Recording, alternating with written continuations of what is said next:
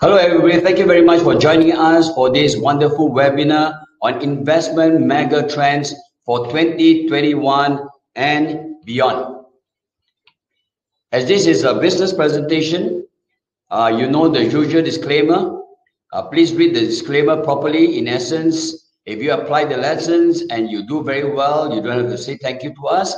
If you make any mistakes, please don't blame us at the same time. This is strictly an educational webinar.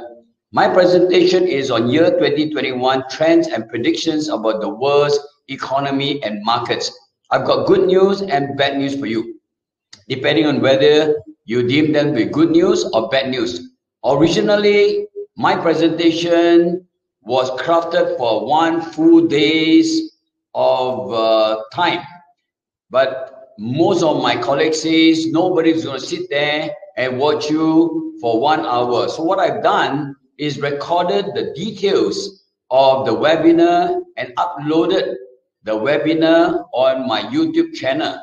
So if you feel that there's some good details about this presentation and you want to dive deeper into details, please visit my YouTube channel, because I have recorded more than 20 over webinars, including interview with some leaders in the market that will show you how to survive and thrive during the pandemic as well as after the pandemic. So year 2021 is what I call a year of perturbation.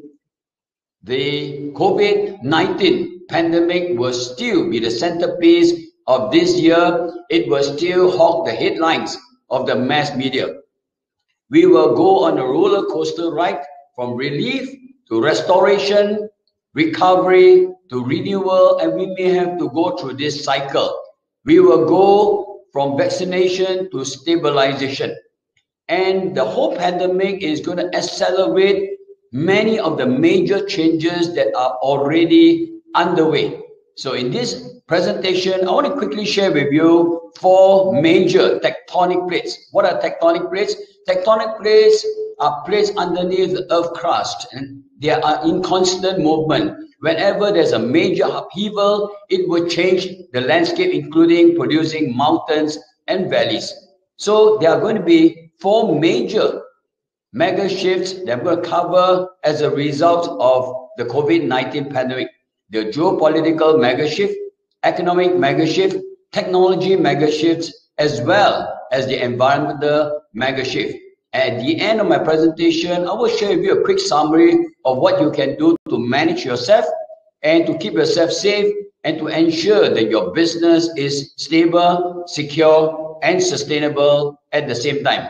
So moving forward, there are many challenges, including the availability of the vaccine, the logistical supply of the vaccines, as well as the long-term efficacy of the vaccines. Of course, there are some unknown. For example, will COVID-19 continue to mutate, such that it will not be able, or the current vaccine will not be able to handle the new strains of the vaccines.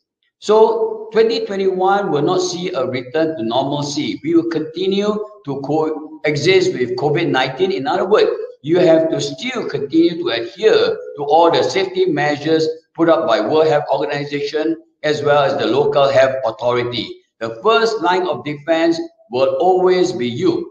But moving forward, I think we'll see more and more development of better antigen test kits, and these test kits will be used in major entry points as well as exit points of every count, every city, every country. We will see a better development of treatments or therapeutics. So it is not just vaccinating yourself against the vaccine, it is also about how to ensure that people who are infected will be able to recover and will not subject themselves to any fatalities. So moving forward, there will be more stimulus package in different ways to handle different surprises.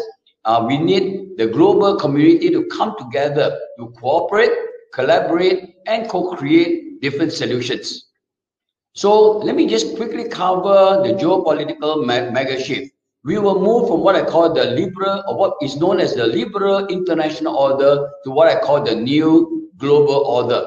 After World War I and World War II, many national leaders of different countries led by the United States of America came together, and they want to stop the devastation of World War. So they created a rules-based global order, and they have set up international referees such as the United Nations, World Health Organization, IMF, and many other organizations to ensure that the world would be able to coexist in terms of peace, progress, and prosperity. And because of what they have done, we have gone through one of the longest stretch of peace, in modern history. And this rule-based international liberal order has given rise to many benefits and values, including lifting millions of people out of poverty and ensuring different countries, including developing countries, are able to develop in peace and be able to catch up, in terms of modern developments. And this is all the result of collective teamwork of far-sighted, competent, and inspirational leaders. Unfortunately, in recent time, because of the lack of good leadership, this liberal international order have started to break down. Increasingly, it is becoming irrelevant. It is not updated to catch up with the time. It is not able to ensure that they can maintain the rules as well as the order of the fourth industrial revolution. And so we are beginning to see many ugly heads being reared as a result of the breakdown of the liberal international order, including populism, nationalism, and nativism, protectionistic measure, as well as decreasing relevant and increasing measures. So we need to reconstruct the liberal international order to ensure that we are able to move forward into a brighter future. And there are essentially two major approaches, the top-down approach as well as the bottom-up and peer-to-peer approach. So when Joe Biden became the president of the United States of America, he has suggested that he's going to bring their allies together and reconstruct the liberal international order. And they have to do it because he who set the rules will win the game. And so America understands they want to be the dominant player in the global economy, and to do that, they must be in a position to be able to construct the new global order. There's also a bottom-up approach by way of different countries coming together and signing different agreements, especially free trade agreements. And this has been going on for some time, from country to country, from region to region, from different block to different block, basically. And this is in some ways reconstructing a new global order. I want to spend some time to talk about Bidenomics. And if you're interested in this subject matter, you can go to my webinar, and we have very detailed analysis of Bidenomics. Now, did Donald Trump lose the election? Interestingly enough, Donald Trump actually won more votes in 2020 than in the 2016 election. But unfortunately, Joe Biden won even more votes. And I like to believe that many of these votes that were given to Joe Biden are given to Joe Biden not because they supported Joe Biden, but because there are many people who are disappointed with Donald Trump and rejected him as being the next president. But if you look at the United States of America, America has become increasingly disunited. They are more and more destabilized and more divided. And we have different segments of the society electing for both parties as well as for both leaders. Now, there are some good news about Joe Biden being the president. Of course, his leadership style is more principled, is more predictable, and he's in a better position to bring different parties together to recreate the new world order and ensure that the future will be a more stable one. The Biden's administration consists of experienced professionals, and he's prioritizing domestic issues over foreign affairs at this point in time because, America is one of the worst hit as a result of the COVID-19 pandemic. And increasingly, they're shifting from Donald Trump's America first to a first among equal policy. Of course, they sound the same, but in essence, I think we are beginning to see an America that's willing to come to the table and open up their mind and hearts and give everybody a good listening ear to find win-win relationship. Joe Biden is now rebuilding the alliance network. He's strengthening multilateral institutions and promoting multilateralism that was, in essence, in many ways rejected by Donald Trump. But will the US-China trade war subside?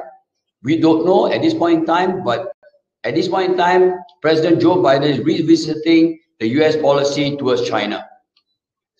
So in Joe Biden's campaign, he has indicated there's going to be a stronger stimulus package. He's going to promote trade. He's going to invest in terms of building the infrastructure in the United States of America, because the infrastructure has been very old and dated, and in many sense of the word, it has not caught up with the time. He's also increasing minimum wage as well as increasing taxes, and he's going to spend a lot more money to provide healthcare for one and all. And education is something that he is uppermost in his campaign, and this is one area that he's going to look at. So moving forward, there are many challenges that President Joe Biden will face besides resolving the COVID-19 pandemic, tackling economic recovery, leading the United States of America, and fighting lingering goals from the past, including a Donald Trump that will still be in the corner somewhere trying to fight back, to win back his power or his influence all over again. And it's going to be a hard time for him to push through plans and policies, especially when the Senate, the upper house, is equally divided between the Democrats and the Republicans. The Democratic Party have been divided because they have a common enemy in terms of the Republicans, in terms of Donald Trump. So they came together to fight a united campaign. But now that they have won the election, in some ways, we are beginning to see cracks happening in the party itself. So for United States of America to return back to normalcy, as well as to recover economically and to become a strong player in the future, President Joe Biden and his administration will have to administer better medicine. He has to respond to all kinds of market reactions in the future, and he is facing major challenges in the horizon, including disruption by advanced technology. So let's look at the US-China trade war. Actually, it's a misnomer to think that it is just a trade war.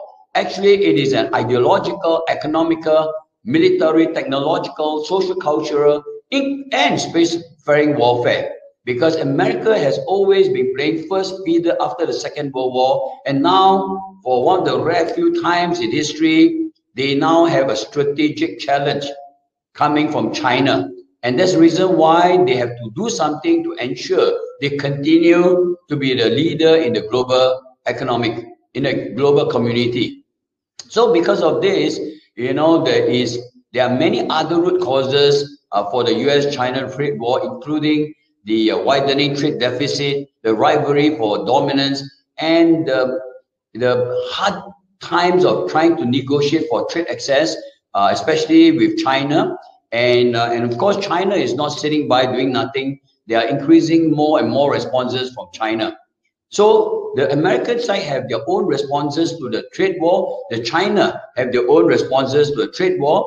And I believe that eventually it will lead to a cold peace. A cold peace is unlike a cold war where two parties will be in constant aggression towards one another with potential to lead to a full-blown war. A cold peace is like a husband and wife where they don't talk to one another. There's some degree of distrust and non-confidence for one another.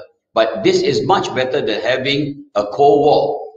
And so we are beginning to see a lot of negative impacts on the ground itself, different adverse effects on the economy, and this is beginning to possibly polarize and divide the global community. And the concern is that there may be a possibility of mishap.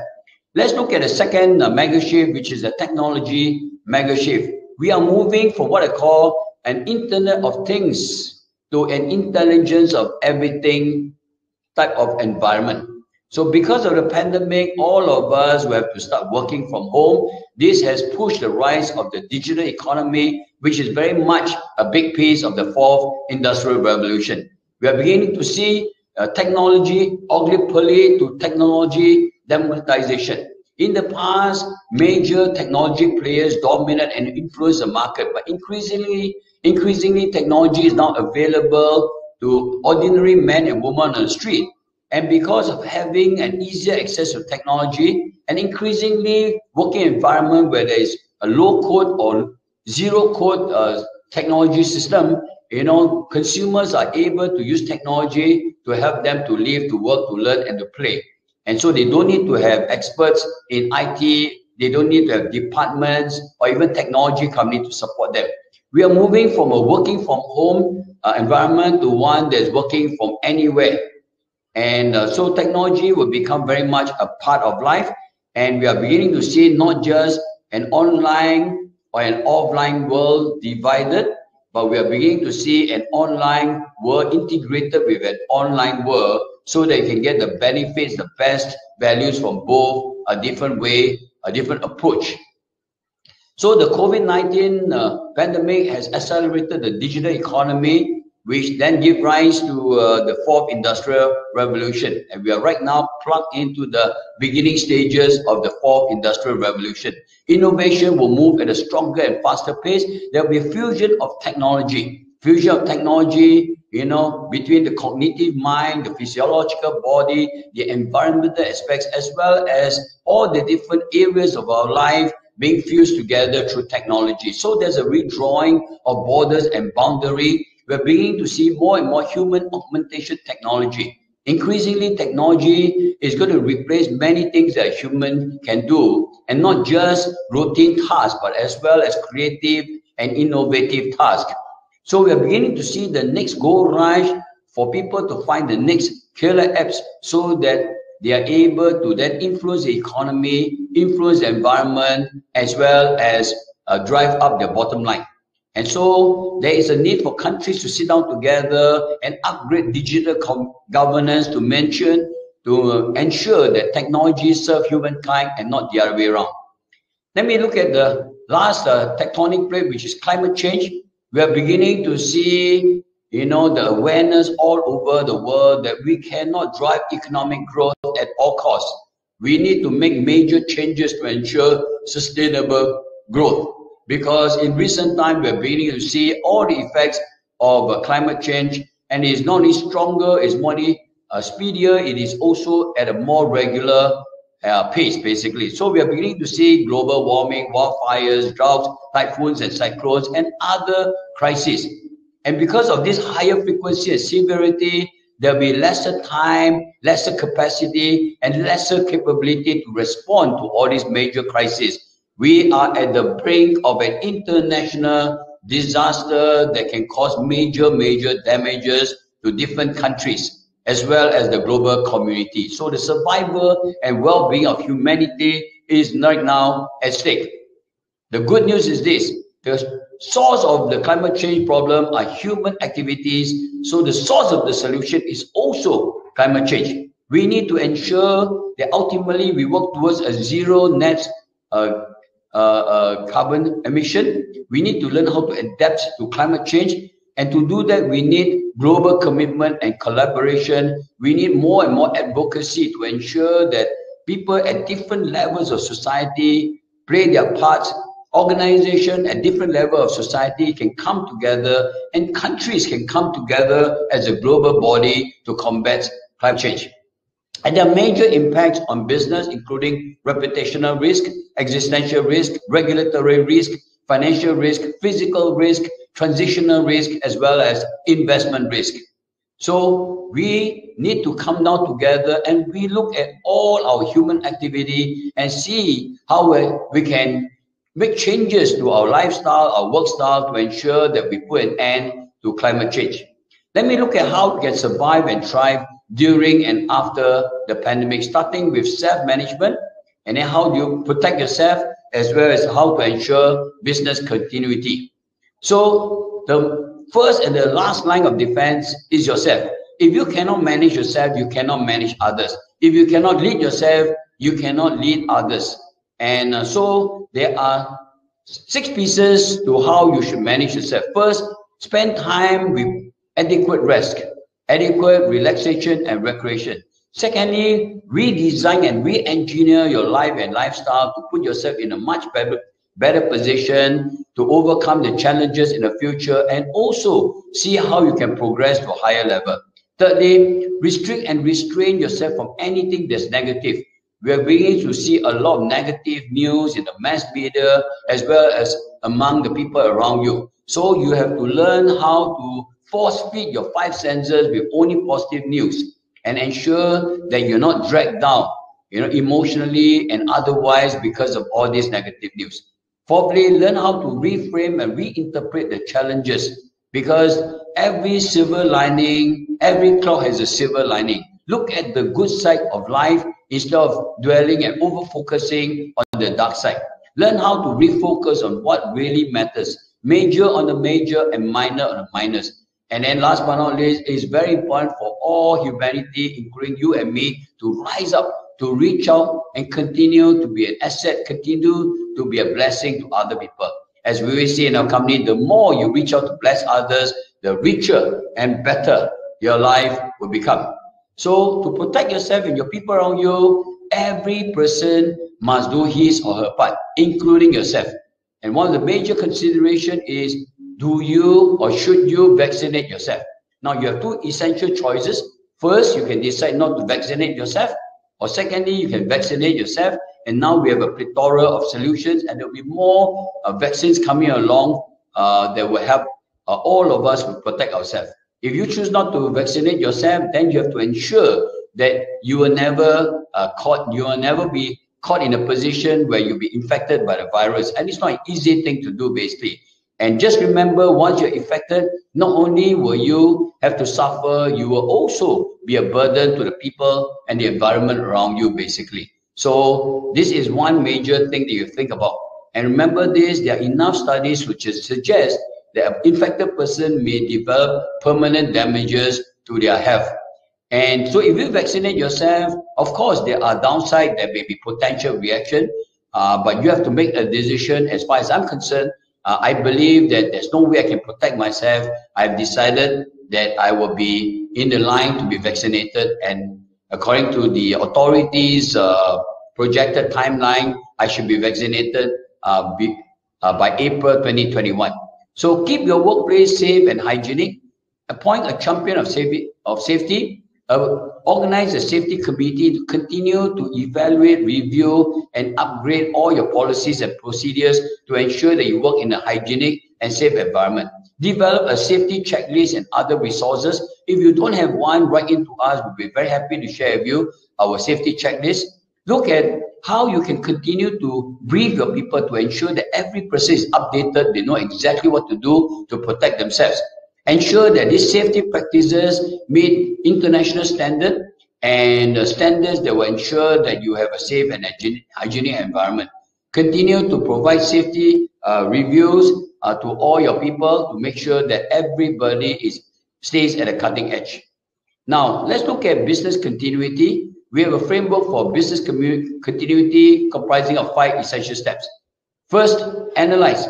Analyze the situation and the environment affecting your business. Secondly, assess. Assess what are the potential risks and liability. As Sun Tzu, the military expert says, 知敌知彼，百战百胜. Know your enemy, know yourself, 1,000 battles, 1,000 victories. Know what could potentially cause you obstacles and challenges, and preempt them, prepare yourself, and proactively respond to them. Thirdly, aim. Develop plans and strategies to ensure that you are in a better position to thrive as well as prosper as a result of the pandemic. 4 steps, actualize. Continue to look at different responses, improve your responses to whatever challenges ahead of you. Last but not least, advance. Look at how to implement the initiative, take action, and continue to excel in achieving better outcomes, better outputs, as well as better impacts. Let me summarize by saying this. Volatility is not an enemy. Uncertainty is not a foe. There is a silver lining, as they say, in every cloud, even if the cloud is in a dark night. There are many sectors that are not impacted by the economic downturn. You can look at how you can leverage on these sectors or invest in some of these sectors. And especially because of this pandemic, there are more and more distressed and undervalued assets for those of you who are looking at how you can leverage, on some of these assets to achieve better returns in the near future. And very importantly, during a downturn, prepare for an upturn. And when we go through an upturn, remember to prepare for a downturn. And also, there are many market niches and gaps that you and I can exploit. There are many needs out there in the market that are not met or can be better met, or they are not as well met at this point in time. So look at some of these niches and gaps and how you can then organize your company's talents and resources to capitalize on these gaps for better returns. And look at how you can capitalize on the economic recovery, which is somewhere in the near future, because the pace of vaccination is now at an accelerated pace, and there will be an economic recovery. And when that happens, make sure you're first off the block, you're able to forge ahead. I hope you have enjoyed my presentation. As I mentioned, I'm giving you a very quick summary of a very detailed study that I've done. And if you look at these details, just go to my YouTube channel. Just search for Dr. Patrick Liu's YouTube channel, and you will see that I've uploaded many webinars on my YouTube channel. And there are 20 over other webinars that we'll be uploading over a period of time.